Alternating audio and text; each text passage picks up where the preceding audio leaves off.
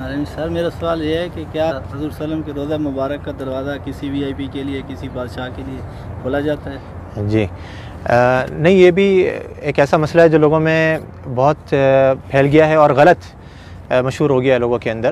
لوگ یہ سمجھتے ہیں کہ فلاں بادشاہ وغیرہ آتے ہیں اور وہ نبی صلی اللہ علیہ وسلم کی قبر کی زیارت کے لیے جاتے ہیں۔ آپ کو عمومی طور پہ میں خلاصہ بتاؤں کہ یہاں کے بادشاہ بھی نبی صلی اللہ علیہ وسلم کی قبر کی زیارت نہیں کر سکتے ہیں، قبر کی یعنی کہ قبر تک نہیں جا سکتے ہیں۔ صحیح، ہم بھی جو جاتے ہیں، آپ نے دیکھا ہوگا ہم کہاں تک جا سکتے ہیں؟ جو جالی لگی ہوئی ہے، جالی یہ کس نے لگائی ہے؟ جالی یہ سعودی حکومت نے لگائی ہے، یعنی کہ پرانے زمانے میں جالی نہیں لگی ہوتی تھی۔ اس کے پیچھے، جالی کے پیچھے کیا ہے؟ بہت سے لوگ یہ سمجھتے ہیں، وہ جھانک کر کے دیکھ رہا ہوتا ہے کہ ہمیں قبر نظر آ جائے کسی طریقے سے۔ قبر ناممکن ہے کہ نظر آ جائے، کیونکہ جالی کے پیچھے 3 دیواریں ہیں۔ ایک تو آپ جانتے ہیں کہ گھر کی دیوار تھی، آپ صلی اللہ علیہ وسلم کہاں پہ مدفون کیے گئے؟ گھر کے اندر مدفون کیے گئے تھے۔ حدیث آتی ہے نبی صلی اللہ علیہ وسلم کی کہ نبیوں کا انتقال جہاں پر ہو جاتا ہے وہیں پر ہی دفن کر دیا جاتا ہے۔ تو صحابہ کرام میں بہت بڑا اختلاف ہوا تھا جب آپ صلی اللہ علیہ وسلم کا انتقال ہوا کہ کہاں پہ دفن کرنا ہے۔ انصار نے کہا کہ انصار کے علاقے میں، مہاجروں نے کہا کہ ہمارے علاقوں میں، ہر کسی نے اچھی سے اچھی تجویز دینے کی کوشش کری اور چاہا کہ ہمارے علاقوں میں ہو۔ قریب تھا کہ تلواریں نکل جائیں۔ حضرت ابو بکر رضی اللہ عنہ آئے اور آ کر کے حدیث سنائی کہ میں نے نبی صلی اللہ علیہ وسلم سے سنا ہے کہ نبی کا انتقال جہاں ہو جائے وہیں دفن کر دینا چاہیے۔ تو صحابہ کرام یہ تھے کہ جو ابھی جنگ چھڑنے والی تھی، فوراً تلواریں اپنے بند کر دی گئیں، اور ساری ہمارے درمیان میں بھی یہی ہونا چاہیے کہ جب حدیث آ جائے تو ہمارے درمیان کسی بھی قسم کا اختلاف ہو وہ فوراً ختم ہو جائے۔ تو آپ صلی اللہ علیہ وسلم کو دفن کیا گیا کہاں پر؟ دیکھا گیا کہ آپ کا انتقال ہوا ہے حضرت عائشہ کے گھر کے اندر۔ آپ صلی اللہ علیہ وسلم حضرت عائشہ کی گود میں سر رکھے ہوئے تھے، آپ بیماری کی حالت میں تھے، بہت زیادہ بخار کی تپش میں تھے، تو آپ صلی اللہ علیہ وسلم کو وہیں پر ہی مدفون کر دیا گیا جس جگہ پہ آپ کا انتقال ہوا۔ تو وہ جگہ کون سی تھی؟ گھر۔ اب گھر کی ظاہری بات ہے 4 دیواری تھی، 4 دیواری کے باہر کچھ عرصے کے بعد پرانے زمانے میں ہی ایک اور دیوار بنائی گئی جس کے 6 کونے تھے، 6 کونے، یعنی کہ عام طور پہ 4 کونے ہوتے ہیں نا گھر کے دیوار کے، اس کے 6 کونے بنائے گئے تھے۔ یہ 6 کونے کیوں بنائے گئے تھے؟ پیچھے کی طرف سے قبلہ بھی اس طرف ہے، جنوب میں، مدینہ کا جنوب میں قبلہ ہے، گھر ادھر ہے، گھر کے پیچھے کا جو علاقہ ہے وہاں پہ تیکون بنایا گیا تھا۔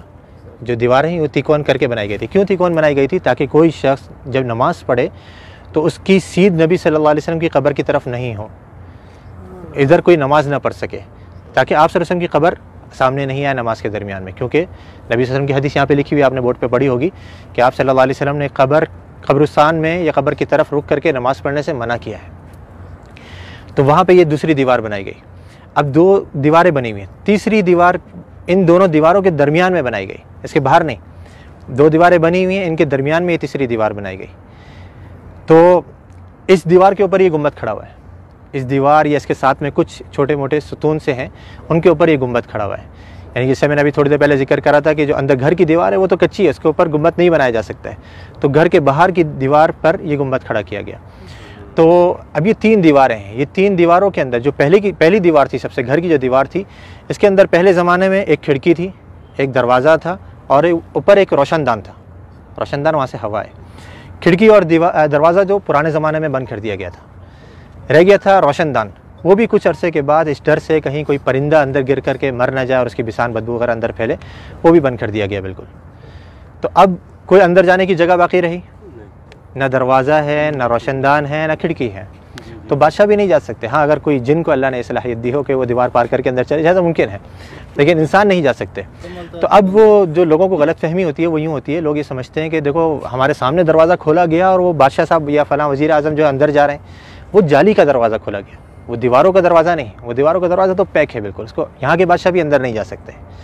تو وہ جالی جو ابھی سعودی حکومت نے لگائی ہے وہ اس لیے لگائی ہے کہ پہلے زمانے میں لوگوں نے گھر کی دیوار سے برکت لینی شروع کر دی تھی، اس کو چوما چاٹی یا اسے مسا کرنا، اس کو چھونا، تو یہ غلط کام ہے۔ جیسے میں نے ابھی ذکر کرا کہ نبی صلی اللہ علیہ وسلم نے آثار کے تتبع سے منع کیا ہے، نبی صلی اللہ علیہ وسلم کے بتائی ہوئی شریعت کے مطابق ہم نے عمل کرنا ہے۔ آپ نے کیسے سلام کرنا ہے نبی صلی اللہ علیہ وسلم کے اوپر، آپ وہ سلام کریں گے آپ کو اجر ملے گا، ثواب ملے گا۔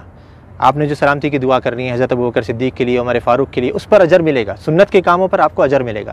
لیکن دیواروں کی چوما چاٹی کرنا، یا جیسے بہت سے لوگوں کو دیکھا جاتا ہے مسجد نبوی کے در و دیوار کو ابھی بھی وہ اپنے رومال اتار کر کے اس پہ پھیر رہے ہوتے ہیں کہ اس کے اندر برکت منتقل ہو جائے، یا کوئی احرام کا کپڑا لایا ہوا ہوتا ہے، یا کوئی ٹوپی اتار کر کے اس پہ پھیر رہا ہوتا ہے، یہ سب غلط کام ہے۔ تو یہ پرانے زمانے میں جب شروع ہوئے تو اس زمانے کے جو علماء کرام تھے، لوگ کہتے ہیں نا یہ وہابی، تم تو اس زمانے کی پیداوار ہو، ہمیں بیچارے ہم کو وہابی کہتے ہیں، ہم تو اپنے آپ کو وہابی نہیں کہتے۔ تو یہ جو وہابیوں کے عقیدے ہیں نا، جو ان کی نظر میں وہ پرانے زمانے سے چلے آ رہے ہیں، تو اس زمانے کے اندر یہ دوسری دیوار بنائی گئی، گھر کے باہر ایک اور دیوار بنائی گئی تاکہ لوگ گھر کی دیوار تک نہیں پہنچ سکیں۔ اب وہ کچھ عرصے تک نئی دیوار تھی، لوگوں کو معلوم رہا کہ بھائی یہ تو نئی دیوار ہے، کچھ نہیں کرنا یہاں پہ، لیکن آہستہ آہستہ پھر نئی نسلیں آتی رہیں، وہ سمجھے کہ یہ بھی گھر کی دیوار ہے، پھر علماء نے ایک اور دیوار بنوا دی۔ پھر آخر میں سعودی حکومت نے کہا کہ ہو سکتا ہے لوگوں کے ذہنوں میں یہ چیز رہے کہ دیواریں ہم بناتے رہیں گے تو سمجھیں گے گھر کی دیوار ہے، تو ہم جالی لگوا دیتے ہیں۔ انہوں نے جالی لگوائی، لیکن لوگوں نے پھر بھی نہیں چھوڑا، وہ جالی کو بھی چوما چاٹی کے لیے پھر آخرکار مجبوراً سعودی حکومت کو وہاں پہ پولیس والوں کو کھڑا کرنا پڑا یا حیا والوں کو کھڑا کرنا پڑا تاکہ وہ لوگوں کو سمجھائیں اور آرام سے بتائیں کہ بھئی یہ چیز غلط ہے۔ مسح جو ہے وہ آپ نے حجر اسود کا کرنا ہے، اس کو چومنا ہے، اس کو آپ نے مسح کر سکتے ہیں، یا اس سے پہلے والا جو رکن یمانی ہے اس کو آپ چھو سکتے ہیں، ہاتھ لگا سکتے ہیں۔ یہ گھر کی دیواروں کو یا نبی صلی اللہ علیہ وسلم کے روضے کو ہم نے ہاتھ نہیں لگانا ہے، بلکہ یہاں پر آ کر کے ہم نے آپ کے لیے ادب سے سلام پیش کرنا ہے، سلامتی کی دعا کرنی ہے، تو وہاں پہ کوئی نہیں جا سکتا۔